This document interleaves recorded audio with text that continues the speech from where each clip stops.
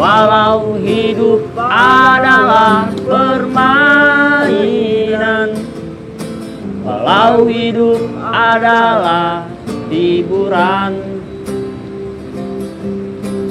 tetapi kami tak mau dipermainkan, dan kami juga bukan hiburan. Turunkan harga secepatnya, berikan kami pekerjaan. Pasti ku angkat engkau menjadi manusia setengah dewa.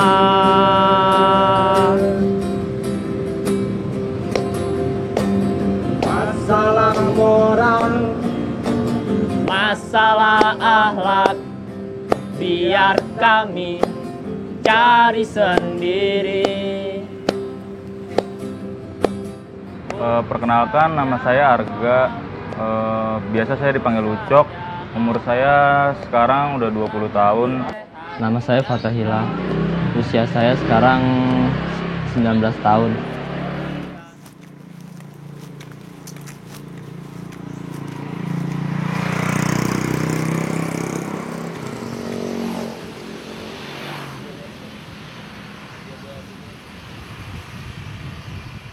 Perkenalkan, nama saya Saleh Al-Ghifari, biasa dipanggil Gifar, menjadi pengacara publik di LBH Jakarta sejak tahun 2017.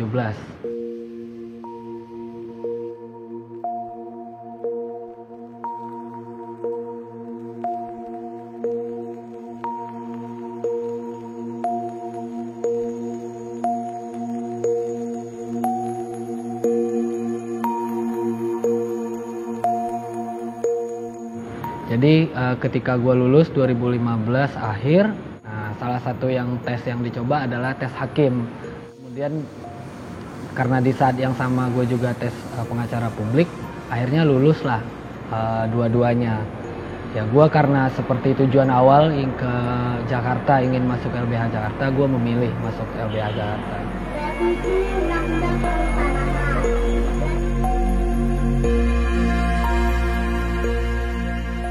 Dengan alasan ya sistem pemerintahan, sistem politik, dan segala macam yang menyebabkan orang-orang miskin semakin tidak beruntung, terutama dalam hak akses untuk mendapatkan keadilan. Menurut gua, menjadi pengacara publik lebih impactful terhadap situasi ini.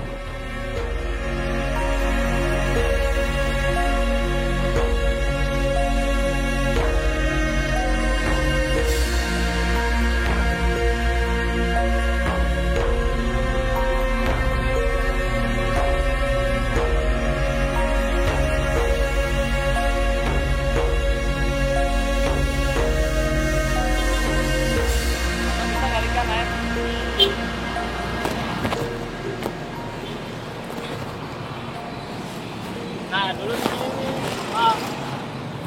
Dulu kan di sini kan ada Ponseri nih, Kak. Ponseri Bale, Di situ apa? tempat kita nongkrong di sini. Oh, tempat kalian nongkrong di sini. Kan ada Bale dan tuh Bale Ponseri. Nah, kita tolong.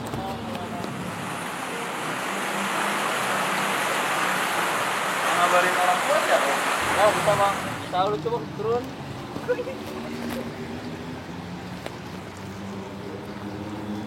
Kan saya turun dari atas ke bawah ke sini, kan kita duduk ke sini di kabel. Nah, saya ngeliat di pojokan ada orang lagi duduk. Nah, dia belum saya samperin, dia duduk, dia bangun, dia kencing, dia duduk lagi. Nggak lama kan Andro, Ferdi sama teman-teman datang ke sini. Saya ceritain sama teman-teman, sama Andro, Ferdi, ada yang kenal gak sama orang di pojok itu? Kata Andro, Ferdi juga kagak ada yang kenal, mungkin orang lain. Akhirnya kan kita deketin dah tuh, rame-rame ke sono.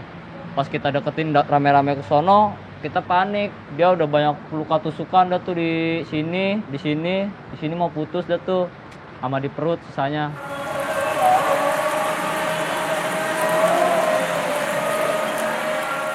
Saya sih waktu itu emang kepikiran itu mau ngebantu. Cuman kan saya lihat posisinya emang udah ada yang maju kan, udah ada si Fikri sama si Pata yang nanya-nanyain si orangnya ini nih yang sekarat ini. Makanya saya pikir udah ada mereka, mungkin udah cukup kali pikir saya gitu kan. Ya udah saya tinggal gitu. Nggak taunya pas lama kemudian memang udah nggak ditolong. Udah nggak ketolong lagi nyawanya gitu.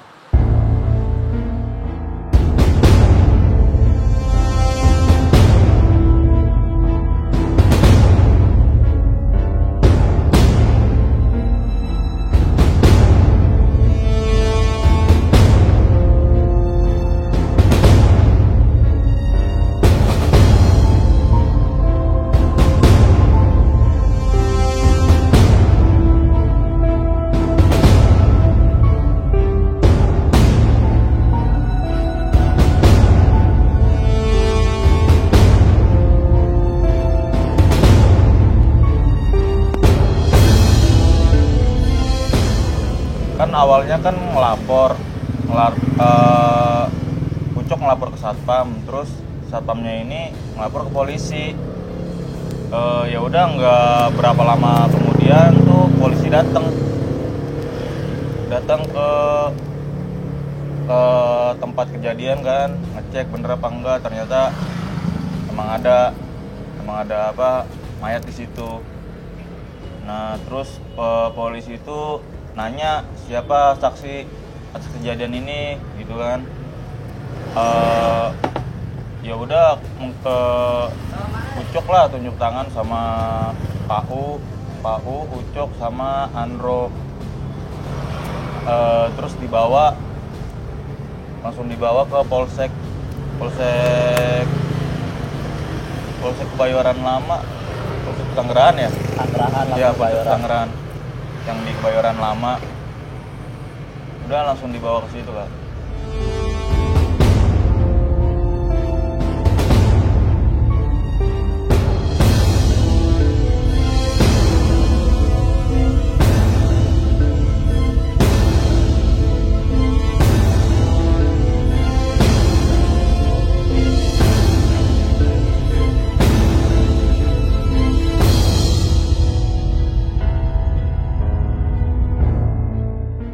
Polisi nanya yang namanya Fata langsung nunjuk ke saya. Lalu polisi di situ langsung mukul saya di situ. Saya di situ langsung joprak, kita bangun. Kita langsung diikat tangan diikat, kaki diikat, dipisahin, langsung digabungin sama si Andro dah tuh. Di situ ditanya-tanya, akhirnya kan kamu bagian ngapain, ngebunuh apa bagian ngebacok? Saya nggak ngapa-ngapain Pak, saya nolongin orang yang udah sakaratul maut, terus kita beliin air. Lalu polisi di situ langsung memukul kita. Pertama sih dia pakai barang bambu tipis gitu. Dia pakai bambu tipis. Ada tuh bambu patah, langsung pakai tangan. Nah kan di situ kan kita nangis nangis. Kita nggak ngaku bahwa kita ini ngebunuh si Diki. Akhirnya kita dibawa ke Polda Metro Jaya. Akhirnya saya dimasukin ruangan kecil lagi dah tuh, langsung dilakban dah tuh Kak. Dilakban, kita disetrum, kita terak-terakan, kita jerit, satupun orang kagak ada yang mau nyamperin.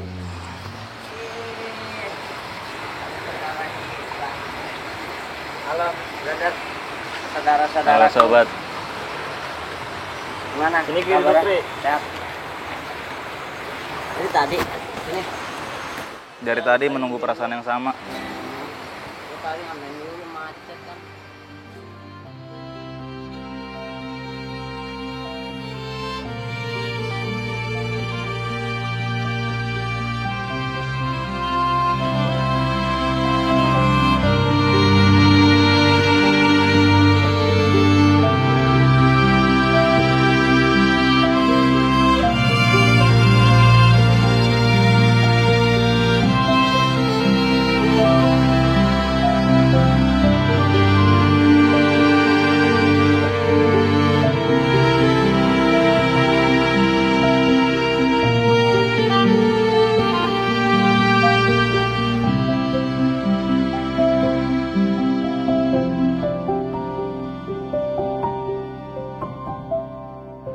Ya, tapi karena kita udah gugat pra peradilan dan hakim hanya mengabulkan 72 juta waktu itu, ya kasusnya secara upaya hukum sudah selesai. Nah, mungkin bisa diupayakan jalur lain, meminta ganti rugi ke LPSK atau ke lembaga-lembaga lain gitu. Tapi kita belum cek lagi. Ini mau ngobrolin kasusnya lagi sih, karena ada beberapa update dan kita mau ngomongin beberapa langkah hukum ke depan juga. Karena terakhir kan mereka udah menggugat. Di kasus pengamen Cipulir ini kita dulu pernah mengadakan bantuan hukum keliling atau mobile legal aid di daerah Cipulir itu, mengundang pengamen-pengamen yang lain untuk diberikan semacam penyuluhan hukum lah, apa yang harus dilakukan, apa yang harus direspon pertama kali ketika menghadapi masalah hukum. Wah, kalau saya mah udah nggak bakal mau lagi. Kalau misalnya suatu saat nanti kejadian ini terulang kembali gitu, misalnya saya mau dijadiin saksi lah, ikutin. Ini aja. Oh, nggak masuk kita ya? Selain di komunitas tersebut, kita juga yang mengadakan mobile legal aid di rutan-rutan maupun di lembaga pemasyarakatan. Tiap minggu kita mengadakan penyuluhan hukum di rutan Pondok Bambu, rutan Salemba, Cipinang, terus kemudian juga di lembaga pemasyarakatan khusus anak. Korbannya gimana? Meninggal. Oh, meninggal. Lu berapa lama ditahan? 2 tahun bulan. Bukan vonis, tapi ditahan di Polresnya, Polsek. 2 minggu. Ke Cipayung. Teman-teman yang lain jangan ngobrol dulu ya. Fokus ya. Biar nanti sama pembahasan kita. Tapi kemudian bantuan hukum itu tanggung jawab siapa ya? Tanggung jawab negara sebenarnya. Tanggung jawab negara sebenarnya. Kalaupun LBH itu menjalankan peran dengan maksimal, itu tidak mengurangi peran negara sebenarnya untuk menyediakan bantuan hukum seluas-luasnya bagi warga negara, terutama bagi yang membutuhkan. Inilah yang disebut dengan pemenuhan hak akses to justice, hak akses untuk mendapatkan keadilan bagi warga negaranya. Jadi bebannya sebenarnya adalah di pemerintah.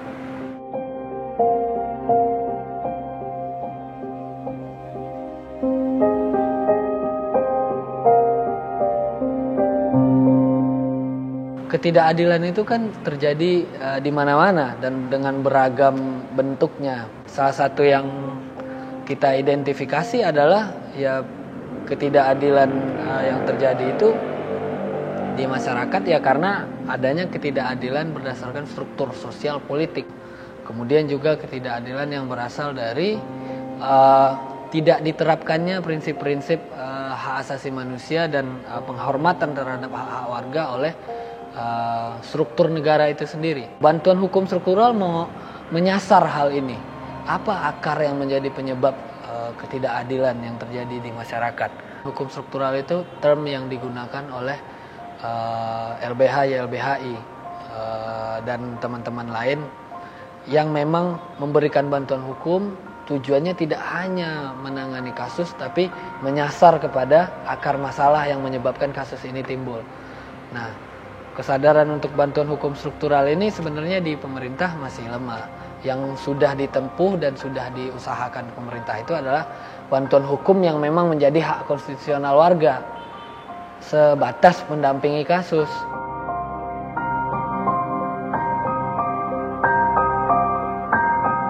Ya, bantuan hukum struktural kan memang diperkenalkan oleh Adnan Buyung Nasution. Ya, kita yang menjadi agen untuk menyebarluaskan bantuan hukum struktural ini. Tidak ada keadilan. Saya berani ngomong tidak ada keadilan di sini. Udah benar-benar anak saya tidak bersalah. Udah benar-benar kasus salah tangkap sudah dibacakan semua, tapi katanya kadaluarsa.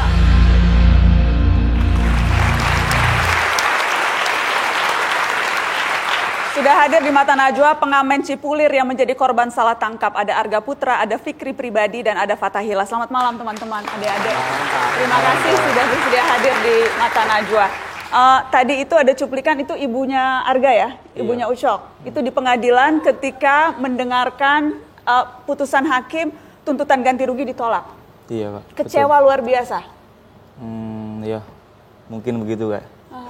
Apa? Kok masih bisa ketawa-ketawa, Ucok? Iya. Apa yang Ucok rasakan? Sudah salah tangkap, masuk penjara, minta ganti rugi ditolak. Saya ketawa begini bukan kenapa, Kak, karena saya udah nggak kaget. Ada perlakuan yang juga tidak enak yang Fikri terima? Banyak. Diapain, Fik?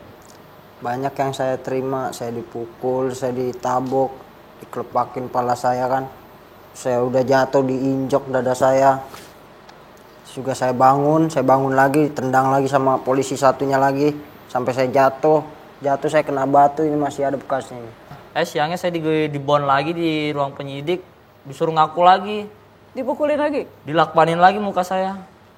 Akhirnya saya nggak ngaku, sampai 5 hari baru saya ngaku, karena saya ngaku nggak kuat. Saya kan dulu masih kecil, 13 tahun. Sekarang kamu berapa? Sekarang udah 18. 18, masih kecil juga sih 18 tahun itu. Nggak mau sekolah lagi? Masih Mau bisa sih. loh ngambil paket C. Mau nggak sekolah lagi? Mau sih. Mau ya? Lanjut sekolah ya? Mau nggak? Sekolah lagi ya? Iya, Kak. Siapa tahu bisa jadi pengacara, bantu LBH ya? Gimana? Setelah ini sama-sama kita daftar paket C, sekolah lagi, supaya bisa jadi pejuang keadilan juga. Korban yang merasakan sesungguhnya yang akan bisa berempati dan memperjuangkan yang lain. Ya, insya Allah. Iya kan, insya Allah. Siap, Kak. Siap? Siap.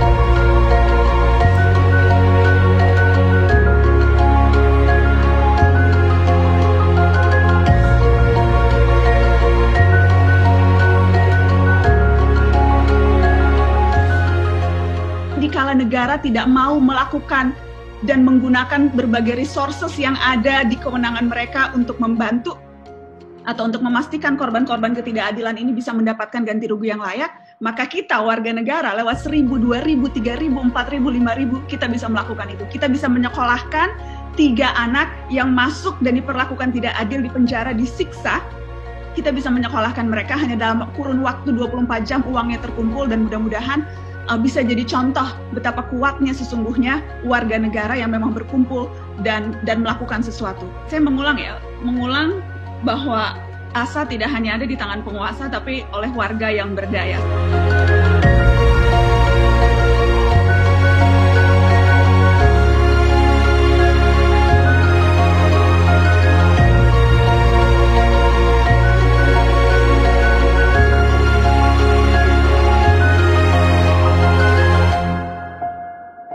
Dananya akan dikelola oleh LBH Jakarta dan insya Allah akan terus kita pantau, dan mudah-mudahan juga teman-teman akan terus melihat gimana perkembangan sekolahnya Ucok sama Fatah supaya mereka juga terus semangat.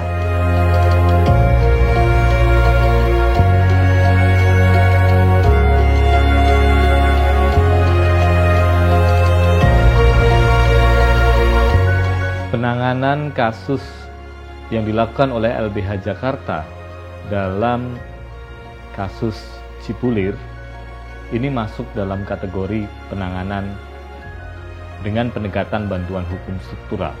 Dalam kasus ini kita melihat bahwa ketidakadilan betul-betul nyata. Bantuan hukum struktural ingin mengubah tatanan yang tidak adil, tatanan yang diskriminatif, baik itu di level peraturannya, kemudian di level aparat penegak hukumnya, maupun di level budaya hukumnya.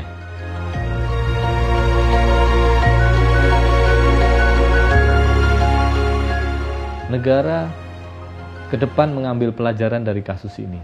ketika terjadi kasus-kasus seperti ini di luar sana, mereka bisa menuntut negara untuk bertanggung jawab terhadap kasus salah tangkap, kasus penyiksaan yang dialami mungkin oleh saudara mereka, keluarga atau kerabat mereka.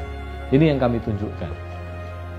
Karena bantuan hukum sekali lagi ingin mengubah tatanan sosial yang tidak adil, tatanan hukum yang tidak adil, tatanan budaya yang tidak adil menjadi lebih baik. Bantuan hukum struktural masih sangat relevan karena kita tahu sendiri semakin banyak kebijakan-kebijakan yang dikeluarkan oleh pemerintah yang itu mengorbankan warga-warga miskin maupun kelompok-kelompok minoritas.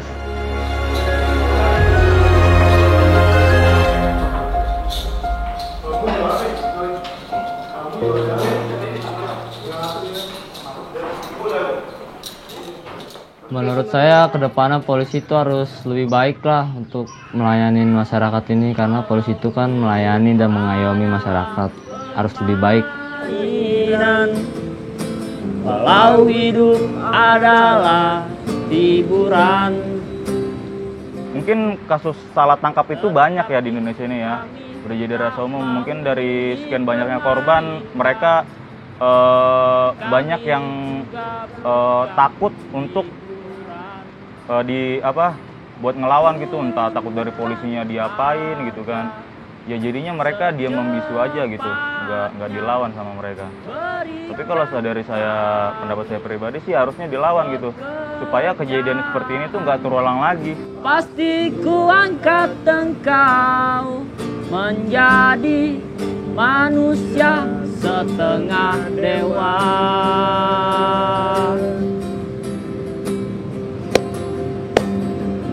Masalah moral, masalah akhlak, biar kami cari sendiri.